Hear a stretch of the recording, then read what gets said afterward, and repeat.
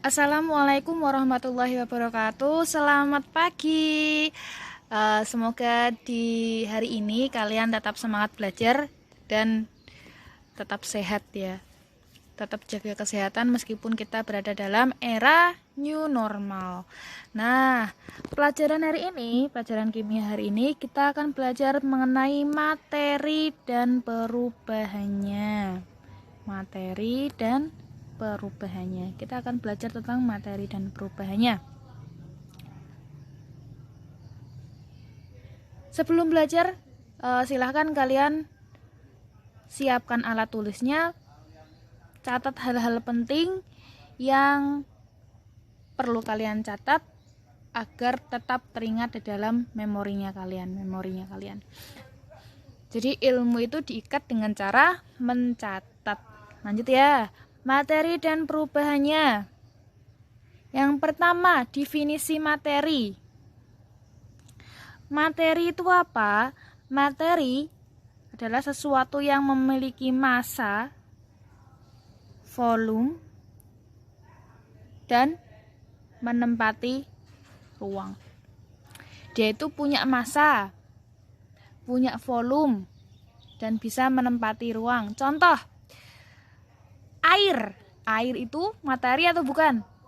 Air itu dia bisa ditimbang, berarti dia punya massa. Kemudian dia punya volume dan dia juga menempati ruang. Sehingga sehingga air itu merupakan salah satu materi. Nah, wujudnya materi itu ada 3. Yang pertama wujudnya padat. Yang kedua wujudnya cair. Yang ketiga wujudnya gas. Jadi wujud materi itu ada 3. Ada yang bentuknya padat, ada yang bentuknya cair, ada yang bentuknya gas. Nah, wujudnya padat, dia tuh punya bentuk yang tetap. Bentuknya nggak bisa berubah-ubah kalau padat, dia tetap. Kemudian volumenya juga tetap dan tidak dapat dimampatkan. Dimampatkan itu dipadatkan lagi tuh udah nggak bisa.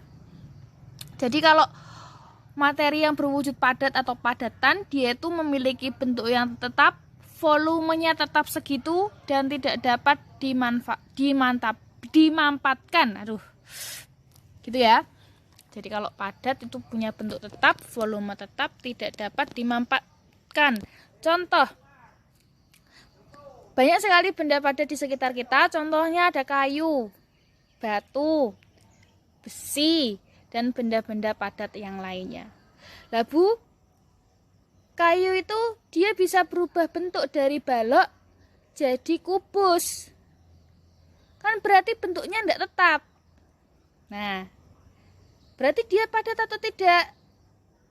Ya tetap padat. Maksudnya bentuknya tetap di sini itu adalah bentuk ketika dia itu belum dikenai gaya, belum dikenai perlakuan yang lain. Bentuknya akan tetap seperti itu. Tapi kalau dia sudah dikenai perlakuan yang lain, dia juga akan berubah nantinya. Bentuknya akan berubah sesuai dengan perlakuan yang diberikan. Kemudian yang kedua, materi yang berwujud cair. Udah jelas lah ya bentuknya. Materi yang berwujud cair, dia itu bentuknya bisa berubah-ubah. Misalkan, air kamu taruh di dalam gelas, nanti bentuknya akan mengikuti gelasnya itu. Air kamu taruh ke dalam botol aqua, nanti bentuknya akan seperti botol aqua. Jadi, bentuknya cairan itu tidak tetap bergantung pada wadahnya. Volumenya tetap, artinya tidak akan berkurang. Misalkan 1 liter air kamu taruh di dalam botol aqua, dipindahkan ke dalam ember, volumenya ya tetap 1 liter. Jadi volumenya tetap. Gitu. Contohnya banyak, ada air, ada bensin, ada alkohol. Kemudian yang ketiga, materi berwujud gas. Kalau materi berwujud gas, bentuknya sesuai dengan bentuk wadahnya. Tetapi volumenya nanti juga berbeda. Contoh, oksigen, nitrogen, dan gas LPG. Jadi beda ya antara padat, cair, sama gas. Cirinya berbeda. Yang punya pertanyaan disimpan dulu, nanti kita bahas sesi diskusi pada pukul 11.30. Lanjut ya. Nah, sekarang sifat-sifat materi. Nggak hanya manusia yang punya sifat, tapi materi juga punya sifat-sifat sendiri.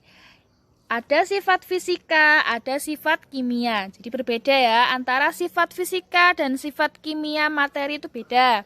Bedanya apa? Mari kita pelajari. Sifat fisika itu berhubungan dengan wujud zat. Wujud zat yang tadi ada padat, ada cair, ada gas. Itu namanya sifat fisikanya dia. Kemudian warna zat, misalkan air warnanya apa? Jangan bilang putih loh. Air itu warnanya bukan putih tapi bening. Warna zat itu masuk ke sifat fisika. Kemudian kelarutan. Kelarutan itu masuk ke sifat fisika.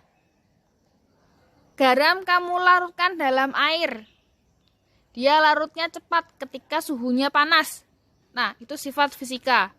Kemudian ada daya hantar listrik. Daya hantar listrik ini biasanya ada pada benda-benda padat. Misalkan kayu. Kayu itu tidak dapat menghantarkan listrik. Jadi daya hantar listriknya itu sama sekali tidak ada. Atau disebut dengan isolator. Nah, itu masuk ke sifat fisika. Kemudian kemagnetan. Bisa tidaknya benda itu ditarik dengan magnet. Yang sering ditemui adalah titik didih dan titik lebur. Titik didih itu titik ketika suatu zat mendidih, misalkan air atau gas, itu titik didih. Titik lebur itu temperatur ketika suatu zat itu melebur. Biasanya dia berhubungan dengan zat-zat logam. Zat logam dia punya titik leburnya sekian. Jadi titik lebur itu buat logam. Titik didih itu biasanya buat cairan dan gas. Lanjut ke sifat kimia. Sifat kimianya contohnya adalah mudah terbakar. Jadi mudah tidaknya suatu zat terbakar itu merupakan sifat kimia. Kemudian berkarat, bersifat racun. Itu juga sifat kimianya dia. Kemudian kereaktifannya gimana? Maksudnya kereaktifan itu apa? Kereaktifan itu ketika suatu zat direaksikan dengan zat lain itu bisa atau tidak, mudah atau tidak direaksikan dengan zat lain. Itu masuk ke kereaktifan. Itu ya. Jadi sifat materi itu ada dua, ada sifat fisika, ada sifat kimia. Sampai sini ada yang mau ditanyakan tidak? Kalau ada yang mau ditanyakan, disimpan dulu, kita bahas di sesi diskusi pada pukul 11.30. Lanjut. Nah, sekarang ke perubahan materi. Jadi materi atau zat itu dia bisa berubah-ubah. Jadi bisa berubah-ubah ya. Ada perubahan fisika, ada perubahan kimia. Nah, kalau perubahan fisika, cirinya adalah zatnya itu sama. Perubahan fisika zatnya itu sama. Contohnya kayu tadi. Kayu dipotong-potong menjadi balok, dibuat kursi, dibuat meja. Itu namanya perubahan fisika karena zatnya masih sama, yaitu kayu. Gitu ya. Jadi perubahan fisika zatnya itu sama. Contoh lagi misalkan air. Air dididihkan menjadi uap-uap, kemudian diembunkan balik lagi jadi air. Jadi zatnya masih sama, sama-sama air. Ini dinamakan perubahan fisika. Nah, kalau perubahan kimia gimana? Kalau perubahan kimia, zatnya itu nanti menjadi zat lain. Jadi ada zat lain yang dihasilkan. Contoh misalkan kertas dibakar jadi abu dan asap. Kertas dibakar jadi abu dan asap. Abunya ini dia nggak bisa balik lagi jadi kertas. Jadi abunya ini adalah zat lain yang dihasilkan dari pembakaran kertas. Asapnya juga sama, dia itu zat lain yang dihasilkan dari pembakaran kertas. Karena ketika abu dan asapnya itu direaksikan lagi, dia nggak bisa balik jadi kertas lagi. Ini yang dinamakan perubahan kimia. Jadi perubahan kimia dia itu membentuk zat baru. Contoh lagi apa, Bu? Contoh lagi ada besi. Besi kamu taruh di zat yang bersifat asam, nanti akan timbul karat. Nah, karat besi itu berbeda dengan besi yang tidak karatan, besi yang asli. Jadi menghasilkan zat baru yang namanya karat besi. Oke, itu perubahan materi. Jadi ada perubahan fisika, ada perubahan kimia. Kalau fisika dia zatnya sama, kalau perubahan kimia dia terbentuk zat baru.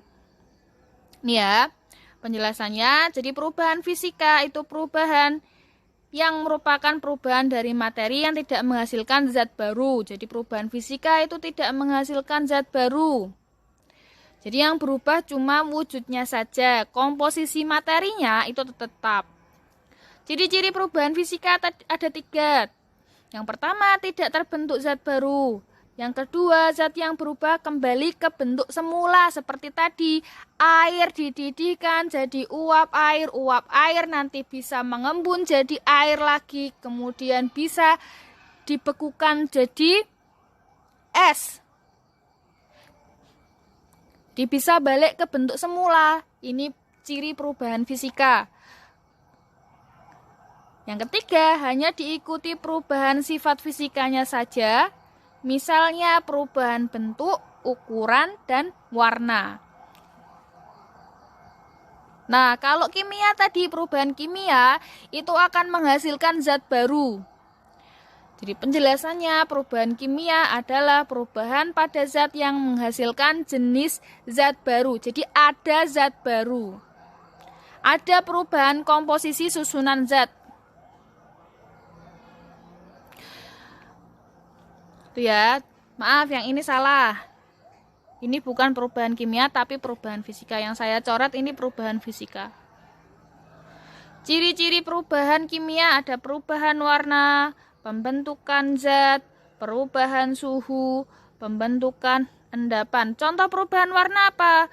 Contohnya kalau kamu punya pisang, dikupas, dibiarkan lama, nanti lama-lama pisangnya itu akan berubah warna. Nah, perubahan warna pada pisang ini juga merupakan perubahan kimia yang dinamakan proses oksidasi. Jadi ada proses oksidasi di situ.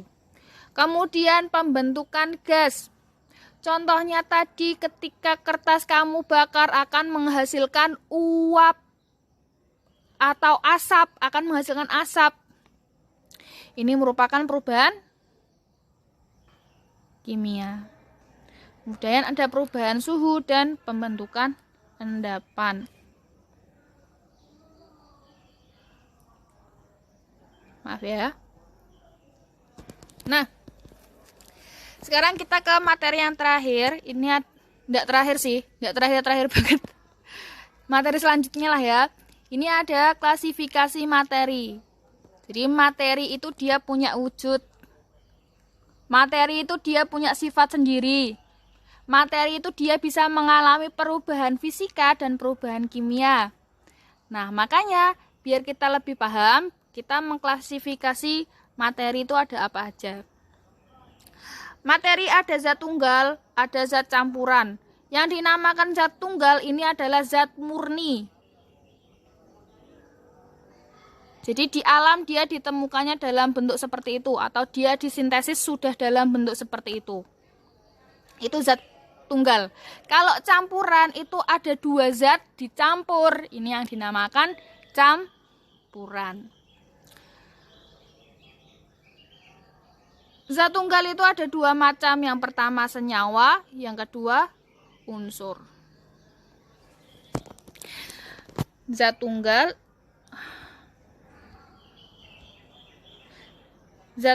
itu ada dua, yaitu senyawa dan juga unsur. Senyawa ini gabungan dari unsur-unsur yang berbeda. Gabungan dari unsur-unsur yang berbeda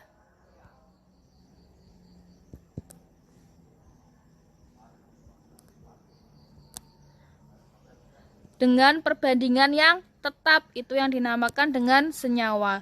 Kalau unsur itu dia zat tunggal aja, jadi satu macam aja. Contoh senyawa.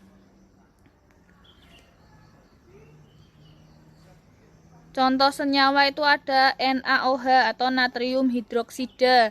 Ini dipakai buat sabun.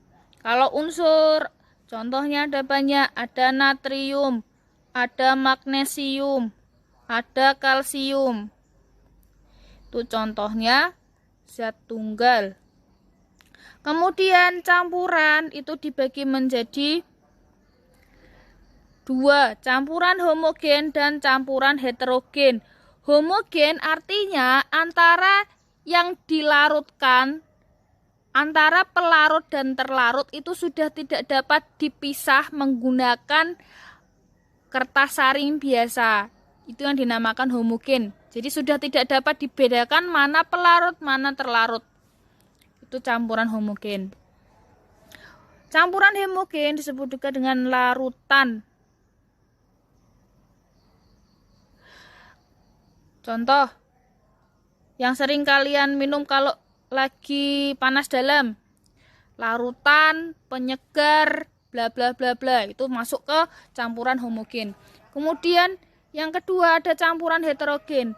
Campuran heterogen itu antara pelarut dan terlarut bisa dipisahkan. Contoh, campuran antara pasir dengan kerikil. Kamu masih bisa memisahkan antara pasir dengan kerikil menggunakan saringan pasir. Nah, ini yang dinamakan dengan campuran. Jadi, materi itu diklasifikasikan menjadi dua. Yang pertama zat tunggal, yang kedua campuran. Zat tunggal itu artinya zat murni. Kalau campuran itu berarti dia campuran dari beberapa zat. Zat tunggal contohnya senyawa dan unsur. Kalau campuran itu ada homogen dan heterogen. Homogen dinamakan larutan, heterogen dinamakan suspensi.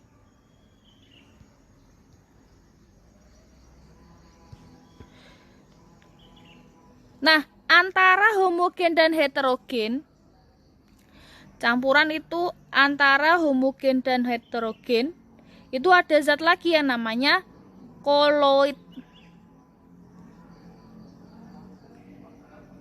Jadi sebenarnya campuran itu ada tiga. Yang pertama homogen, campuran homogen yang disebut dengan larutan, heterogen yang disebut dengan suspensi, dan di tengah-tengah antara homogen dan heterogen disebut dengan koloid. Nah, demikian penjelasan materi pada hari ini tentang materi dan perubahannya. Jika ada pertanyaan, kita bahas di sesi diskusi ya. Terima kasih atas perhatian adik-adik semuanya. Wassalamualaikum warahmatullahi wabarakatuh.